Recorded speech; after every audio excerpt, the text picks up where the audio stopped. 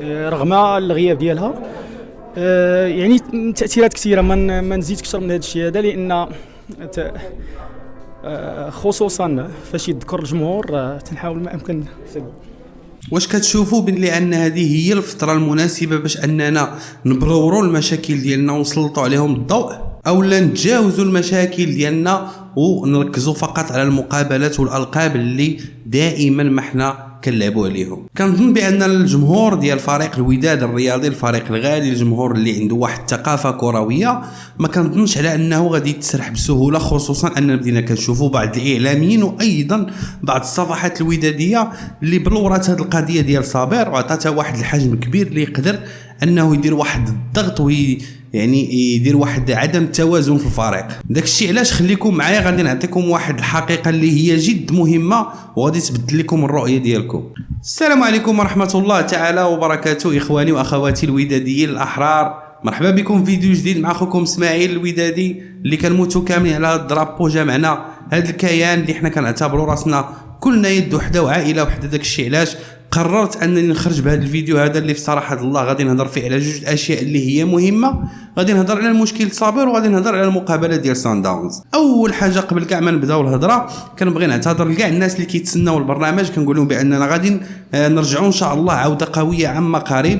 فقط بقاو على القرص كيف ما كنقولوا. اللي مازال ما اشتركش في القناه يشترك في القناه، واللي مازال ما دارش لايك يدير لايك راه فابور، وما تنساش تفعلوا زر الجرس باش يبقاو يوصلكم الاشعارات ديال الفيديوهات وبطبيعه الحال الاشعار ديال البرنامج اللي نال الاعجاب ديالكم، وهذا الشيء تيشرفني. اذا باش بلا ما نطول عليكم ندخلوا مباشره في صلب الموضوع. كيف ما قلت لكم للاسف كاين بعض الصفحات وكاين بعض الاعلاميين اللي بروروا هذا المشكل ديال صابر وجعلوا منه واحد المشكل اللي هو كبير، خصوصا على ان يعني مساعد المدرب اللي هو يقدر يتعوض بدون ان ياثر على الفريق، خصوصا اذا كان المدرب تغير. يعني ما كنظنش ان غيكون شي تاثير، لان كيف ما كيعرف الجميع فان صابر كون ما كانش يعني كيبغي الفرقه وكون ما كانش عنده واحد الاهتمام بالفريق ديالو لانه هو ابن الوداد. وانا بحكم انني ودادي ما كنحملش شي واحد اولا كنكره شي واحد يحيد الانتماء لشي واحد ويبدا يسب فيه ويقول ليه لا انت ماشي ودادي، رغم ان السيد كيكون كيموت على الفرقه. فمن الاخر الاخوان المشكل ديال صابر فهو مشكل بسيط. واحد الناس ما تفهموش، كنا عرفنا القصه ديال التوقيت، لو جيتي معطل ولا انا جيت بكري قبل بربع ساعه، هادشي كله حنا عفوا في غنى عنه. حنا الان بصدد واحد المقابلات اللي هي مهمه، وهادشي اللي تيوقع كامل في المحيط الان الودادي فهو مجرد تشويش ومجرد يعني بغاو يخليوا اللاعبين غير متزنين على المقابله ويخرجوهم من ديك الاجواء. فراه مشكل بسيط وقع. السيد مشى راه جا بن هاشم اللي كنظن بانه قيمه كبيره لفريق الوداد الرياضي. هذا الراي ديالي المتواضع، وانتم الراي ديالكم بطبيعه الحال يمكننا نناقشوه في التعليقات، فانا كنفتح لكم النقاش دائما. يقدر يكون النقاش مفتوح وكنجاوب في لي كومونتير، فاعطوني الراي ديالكم فيما يخص هذا الموضوع على بن هاشم ولا جميع المواضيع اللي كنهضروا فيها، ولكم حريه التعبير. انا كنتناقش مع كل شيء، والاختلاف لا يفسد في الود قضيه بطبيعه الحال، في اطار بين قوسين الاحترام المتبادل بيني وبين خوتي الوداديين. فالسب ديال صابر او لانك تقول عليه ماشي ولد الفرقه وهو سوسه وهو بزاف ديال للاسف بعض المحسوبين على الوداد او بعض اللي كيعتبروا راسهم وداديين مشاو في ذاك الخانه ونساو بان راه كاين عندنا شي حوايج بحال شي واحد واصل لواحد بلاصه كبيره وانت كتبغي ترد اللور باش انت تسبقوا. داك الحقد وداك الغل للاسف لبعض الاشخاص، لان هذا الشيء اللي وصلت ليه الوداد الاخوان راه انجازات اللي هما تاريخيه. خصك تفتخر انت كودادي، وداد التاريخ والامجاد. الوداد عندها واحد القيمه على المستوى الافريقي يكفينا فخرا على اننا اول فريق افريقي يتاهل يعني 5 مرات متتاليه لنصف نهائي عصبه الابطال الافريقيه، وهذا في حد ذاته انجاز. فلولا العثره ديال وفاق الصيف اللي كنا قاب قوسين او ادنى باش اننا نتاهلوا، لولا الحظ توزق لنا 700 الف مليون فرصه، فرا اللي خصكم تعرفوا الاخوان هذا الشيء هذا راه انجازات وتاريخ يكتب. راه بزاف الناس ما غيحملوكمش، بزاف الناس غيبغيو يسرحوكم بهذا المعنى. يعني نتوما كجمهور كمحب الفريق الوداد الرياضي، وتبارك الله كنعرف انا مجموعه من الوداديين او لا اغلب يعني الجمهور الودادي عنده واحد ثقافه كرويه كبيره وعنده واحد الحب للفريق ديالو اللي كيخلي انه يخدم الدماغ ديالو. فخدموا الدماغ ديالكم وخدموا المنطق، لان باش تخدم دماغك وتخدم المنطق فالاستنتاج غادي يوصلك للحقائق بنسبه 90%. كيفاش هاد صابر هذا ما كيبغيش الفرقه وسوسه، وفي نفس الوقت وقع عليه المشكل مع غاريدو ومشى بحاله ورجع الفرقه فاش سعيد ناصر استدعاه لانه هو يلح عليه كيف ما شفتوا في الخرجات الاعلاميه. فلا ما كانش عندكم معلومه من المصدر فقط طبقوا المنطق. كيفاش ان صابر كيف ما كتعرفوا امثال صابر وايضا فخر الدين رجحي فكلهم ما كيبغيوش يتسرحوا، فقط يكونوا مساعدين من اجل انهم يكونوا مساعدين، كتكون عندهم رؤيه ديالهم حتى هما. فراه كاين فرق كبير ما بين مساعد المدرب والمدرب المساعد. فهادو حويجات كلهم طبيعه الحال كنعرف بان الجمهور الودادي كيعرفهم، فقط انا كنسلط الضوء على بعض النقاط اللي خصكم تفهموها وهاد الحقائق اللي خصكم تفهموها باش ما تمشيوش في واحد السكه. حنا الان في امس الحاجه لتشجيع اللاعبين. انا عندي واحد الرساله للناس اللي كينتقدوا دابا الحسوني وجبران الى اخره. شنو كدير اخويا ولا شنو كدير اختي دابا في هذه الفتره هذه باش تنتقد اللعابه دابا في هذه الفتره؟ كاين الانتقاد ولكن ماشي وقته هذا ماشي وقت الانتقاد، هذا وقت الحب، وقت العائله، وقت انك تشجع اللاعب. الا غتصيفط شي ميساج للاعب في الانستغرام خصك تصيفطوا ليه تشجعه باش يعطيك واحد الكرينتا باش يخرج داك الروح ديالو ويرجع في احسن نسخه ديالو اللي كان فيها. هذا الشيء هذا اللي تنهضر عليه راه تنهضر بحب، واحد الحرقه عليكم كاخوتي وخواتاتي، يعني داك الشيء خارج من القلب وغيوصل الى القلب ان شاء الله.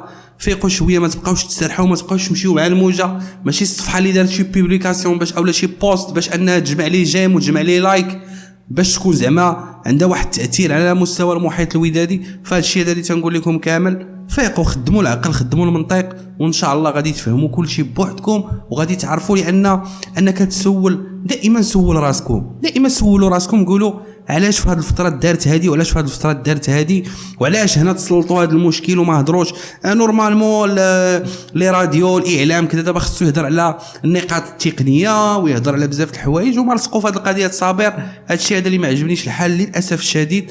اللي خصكم تفهموه هو ان الا بغيتي دابا الان دير شي حاجه خصك تشجع، الا بغيتي الان دير شي حاجه خصك تدعم اللاعبين، سواء يعني على مستوى لو بغيتي تصيفط ليه شي رساله ولا شي حاجه ما تسب ما والو. دابا في هذه الفتره كاينه فتره الانتقاد وان شاء الله غادي نهضروا مطولا على كاع اللاعبين من بعد، لاننا حنا في واحد الفتره دابا في السباق مع الزمن من اجل التتويج بالالقاب. ما تخليوش التركيز، لان كاين التركيز للاعبين وكاين التركيز ديال الجمهور. خليونا دابا بغض النظر على المدرب، بغض النظر على الاداره التقنيه ولا الاداره يعني الفنيه ان صح التعبير اللي كاينه في فريق الوداد دابا، هذه المقابله ديال سان داونز او لا ما تبقى في البطوله او مسابقه كاس العرش، هذا الشيء كله اللي بقى فراه ديال اللاعبين. راه اللعاب اللي غادي يعطيك ولا اللي ما غادي يعطيكش، راه اللعاب اللي غادي يتقاتل ولا اللي ما غادي يتقاتلش. فما تهرسوش اللاعبين دابا، هضروا تقدروا ديروا واحد الرسائل ايجابيه، ما يكونوش رسائل سلبيه اللي غادي يزيد يهرس لك اللاعب وهذا الشيء ياثر سلبا في رقعه الميدان. اذا حنا كجمهور ومن هذا المنبر هذا كنوجه لكم هذه الرساله اخوتي واخواتاتي الوداديه الاحرار، راه ضروري على انكم تدعموا الفريق في هذه الفتره هذه باش اننا نوصلوا لذاك المنتهى ديال التتويجات ونكونوا متوجون ان شاء الله بالالقاب وبعصبه الابطال الافريقيه، نكونوا يعني متوجين بالبطوله الوطنيه. هذا الشيء كله هذا بطبيعه الحال خص تضافر الجهود. ثاني حاجه ندوزو المقابله ديال ماميلودي سان داونز اللي بطبيعه الحال مقابله كلاسيكيه ولات عندنا بزاف الناس يهضروا دابا تيقول لك راه سان داونز صعيبه كذا هذه الى غير ذلك. فراه سان داونز عندنا حنا ولات عندنا مقابله كلاسيكيه، ما عندهم حتى هما لو ساتور ديالهم مازال كيف ما هو من عميد الفريق الى تغيروا واحد المجموعه د الاشياء، ولكن كتبقى مواجهه كلاسيكيه بيننا وبينهم وحنا عندنا الافضليه. فرحنا هما لا بغينا نقولوا الحصان الاسود ديال ماميلودي سان داونز لان ديما تنقصيوها. فبطبيعه الحال شي حاجه مزيانه ومهمه على انهم يعتبروا راسهم او لا يقولوا في راسهم بان حنا اللي فافوري ولا حنا اللي عندنا على الورق اننا نفوزوا بهذا اللقاء. فهذا الشيء هذا كله في صالح الوداد. حنا خصنا نكونوا في التيران كنا يد وحده ونشجعوا بواحد الروح باش نحطوهم في جحيم دونور بطبيعه الحال في واحد النظام. يعني كنقول جحيم يعني كما تنقولوا تعبير مجازي، ماشي جحيم بالشغب ولا بشي حاجه لا قدر الله، حيت باش توصل الرساله صحيحه فاحنا يكون جحيم بالتشجيع بالجرينتا، كيف ما كاينه الجرينتا ديال اللاعبين كاينه الجرينتا ديال الجمهور. فهذا الشيء هذا كامل اللي تنقول لكم الاخوان، ان شاء الله ندخلوا للتيران كلنا منظمين بواحد الطريقه اللي كتعطينا داك القيمه ديالنا حنا كجمهور ودادي بعقليه محترفه وعقليه راقيه تبارك الله. فبغينا نكونوا دائما تبقى عندنا هذه الصوره، نكونوا منظمين في الدخول وفي الخروج باش هكا نقدروا نكونوا عند حسن الظن ديال الفريق ديالنا، ما يكونوش عقوبات على الفريق ديالنا بطبيعه الحال سواء افريقيا او محليا. هادشي كلهم رسائل مهمه خصكم تعرفوهم. وبالنسبه للتشكيل فبطبيعه الحال التشكيل راه باين وواضح، يعني اننا رجعنا زولا وعطيه الله وحتى فرحان. فالمهم اللي عندنا دابا هو ان بالنسبه لاي تشكيله دخلات خاص الكرينتا وخاص الروح، غنناقشوا التشكيله ان شاء الله من بعد التدخل باش نعطيو التشكيله. في نظري انا كيبقى يعني بالنسبه ليا الدفاع دائما كتكون يلاه واحد لي كونفيرمي دابا 100% هو زولا. بالنسبه ليا حتى مازال بن عياده كيدير اخطاء، امين ابو الفتح غادي في تطور ولكن كيدير الاخطاء. بالنسبه للاجنحه رجوع عطيه الله يقدر يعطي داك يكون داك تكون عنده داك الطراوه ديال البدنيه لانه ارتاح واحد الفتره لا هو لا جبران حتى هو ما لعبش. اذا هادشي هذا كله كاين واحد النقطات اللي غادي نناقشوهم ان شاء الله فيما بعد. المهم عندي انا هو الراي ديالكم في التعليقات ديالكم نتوما، عطيوني نتيجه التوقعات ديالكم للمقابله. الراي ديالي انا ان شاء الله هو الفوز ان شاء الله للفريق الوداد الرياضي ب3 الاهداف ل0 ان شاء الله. وكنتمنى من الله جاهدا ان الله يحقق لي هذا التوقع ديالي اللي فيه العاطفه بطبيعه الحال. يعني هذا شيء طبيعي لان كيبقى الدم يسري في عروقي، دم ودادي قح 100%. فبالتالي هذا شيء طبيعي على ان التوقع ديالي يكون فيه العاطفه. نتمنى على ان التوقعات ديالكم يكون فيها العقلانيه والعاطفه حتى هي. اللي يقدر يعطي توقع عقلاني مرحبا، اللي يقدر يعطيه عاطفي مرحبا. مهم حنا يكون عندنا داك النقاش موسع في هذه النقاط اللي هضرنا عليهم كاملين.